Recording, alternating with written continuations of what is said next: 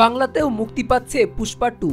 কণ্ঠ দিচ্ছেন বাঙালি গায়ক। করোনা মহামারীর পরবর্তী সময়ে মুক্তি পেয়েছিল তেলেগু ভাষায় অ্যাকশন থ্রিলার ধর্মী সিনেমা পুষ্পা দ্য রাইজ। সিনেমাটি হয়ে উঠেছিল বক্স অফিসের অক্সিজেন, পেয়েছিল তুমুল জনপ্রিয়তা। প্রায় 350 কোটি টাকায় ব্যবসা করে সিনেমাটি। জাতীয় পুরস্কার পেয়েছিলেন আল্লু অর্জুন। এরপর বছর 3 বিরতি। এবার আরো বড় পরিসরে আসছে সিনেমার দ্বিতীয় কিস্তি। সেই সাফল্যের ধারাবাহিকতায় এবার মুক্তি পেতে চলেছে পুষ্পা দ্য রুল।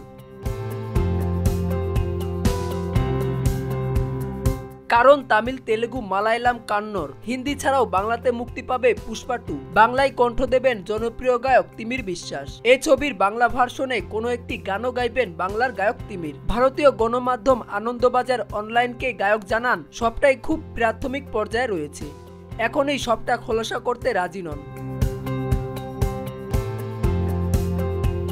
গত বছরের এপ্রিলে আল্লুর জন্মদিনে মুক্তি পেয়েছিল পুষ্পা 2 এর প্রথম পোস্টার। পোস্টারে অভিনেতার লুক দেখে হইচই পড়ে গিয়েছিল। লাল টকটকে কপাল, গাল দুটি আবার নীল, জোড়া ভুরুর মাঝে জ্বলজ্বল করছে চন্দনের ফোঁটা, পরনে শাড়ি, গলায় লেবুর মালা, মুখে দাড়ি গোঁফ, হাতে বন্দুক ধরা, একদম অন্যরকম সাজে ধরা দেন অল্লু।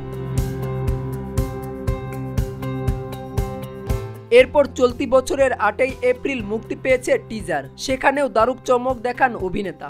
এরপর থেকে হই হই রই রই কাণ্ড। দ্বিতীয় পুষ্পাকে দেখার অপেক্ষায় দিন গুনছেন ভক্তরা। সুকুমার পরিচালিত সিনেমাটি আগামী 15 আগস্ট মুক্তির কথা রয়েছে। ধারণা করা হচ্ছে এটি হতে যাচ্ছে বছরের সেরা চলচ্চিত্র। সৌরভ সরকার, এসপি এন্টারটেইনমেন্ট।